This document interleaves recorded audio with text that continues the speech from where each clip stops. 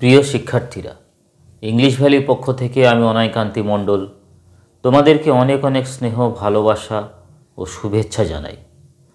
আজ আমরা সেই সমস্ত নাউনগুলোকে নিয়ে আলোচনা করব যাদের সিঙ্গুলার ফর্মে, সিঙ্গুলার নাম্বারে এক রকমের মানে, এবং তাদেরকে কনভার্ট করে যখন আমরা প্লুরালে নিয়ে যাব, প্লুরাল ফর্মে ট্রান্সফর্ম করব, রূপান্তরিত করব, দেখব যে সিঙ্গুলার ফর্মে, সিঙ্গুলার নাম্বারে তাদের যে মিনিং ছিল, যে অর্থ ছিল, প্লুরাল ফর্মে কনভার্ট করার পরে, প্লুরাল নাম্বারে নিয়ে যাওয়ার পরে তাদের অর্থ চেঞ্জ হয়ে গেছে, পাল্টে গেছে।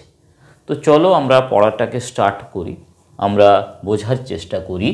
Nouns having different meanings in different numbers, সেই সমস্ত নাউনগুলোকে নিয়ে আলোচনা করব যাদের ভিন্ন ভিন্ন অর্থ রয়েছে in the singular and in the plural.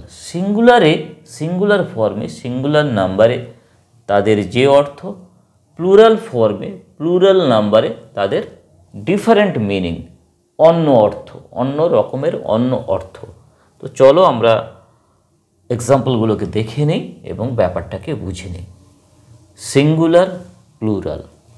Advice একটা নাউন, সিঙ্গুলার ফর্মে, যার অর্থ হলো উপদেশ।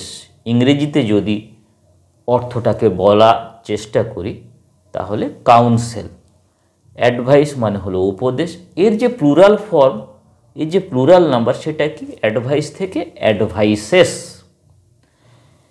এখানে কিন্তু উপদেশগুলি এরকম অর্থ মানে আমরা করব না। অ্যাডভাইস থেকে অ্যাডভাইসেসের যে অর্থ সেটা হলো সংবাদ। তাহলে এখানে ছিল উপদেশ, এখানে হয়ে গেল সংবাদ। ইংরেজিতে যদি আমরা মানেটা বলতে থাকি, যদি ইংরেজিতে মানেটা বলি তাহলে বলবো ইনফরমেশন। তাহলে অ্যাডভাইসেস মানে হলো ইনফরমেশন, আর অ্যাডভাইস মানে হলো কাউন্সেল বা উপদেশ, আর অ্যাডভাইসেস মানে হলো ইনফরমেশন বা সংবাদ। চলো পরেরটা। এয়ার, এটা একটা নাউন। এর যে সিঙ্গুলার ফর্ম, সেখানে এর মানে হলো বাতাস বা উইন্ড। প্লুরাল ফর্মে নিয়ে যাও, এয়ার্স মানে হলো ম্যানার্স বা চালচলন। যদি বাংলায় মানেটা বলি তাহলে চালচলন। তাহলে বাতাস ছিল, এখানে হয়ে গেল চালচলন। ফোর্স মানে হলো পাওয়ার, শক্তি। ফোর্স একটা নাউন যার সিঙ্গুলার ফর্মে, সিঙ্গুলার নাম্বারে, এক বচনে, যার অর্থ হলো পাওয়ার বা শক্তি। একে আমরা প্লুরাল ফর্মে নিয়ে যাচ্ছি, প্লুরাল নাম্বারে নিয়ে গেলাম। কি হবে সেখানে? না, ফোর্সেস মানে হলো ট্রুপস, সৈন্যবাহিনী, সেনাবাহিনী। তাহলে দেখো অর্থ চেঞ্জ হয়ে গেছে। পরেরটা দেখো, গুড। এই যে নাউন, এর অর্থ সিঙ্গুলারে হলো বেনিফিট বা উপকার। বাংলায় যদি বলি উপকার। আচ্ছা, প্লুরালে যদি যাই কি হবে? গুড থেকে গুডস মানে হলো থিংস। বাংলায় যদি মানেটা করো তাহলে হলো মালপত্র। তাহলে উপকার এখানে হয়ে গেল মালপত্র। বেনিফিট, ওয়েলবিং, সেখান থেকে হয়ে গেল things. Iron, a kind of metal, লৌহ, লোহা। আয়রন থেকে তার প্লুরাল ফর্ম হলো আয়রনস, মানে হলো লৌহ শৃঙ্খল। চেন্স মেড অফ আয়রন মানে হলো লৌহ শৃঙ্খল। তাহলে ছিল লোহা, হয়ে গেল লৌহ শৃঙ্খল। ফিজিক, ঔষধ, মেডিসিন। ফিজিক একটা নাউন যার সিঙ্গুলার ফর্মে, সিঙ্গুলার নাম্বারে যার মানে হলো ঔষধ, মেডিসিন। একে আমরা প্লুরালে নিয়ে যাচ্ছি ফিজিক্স।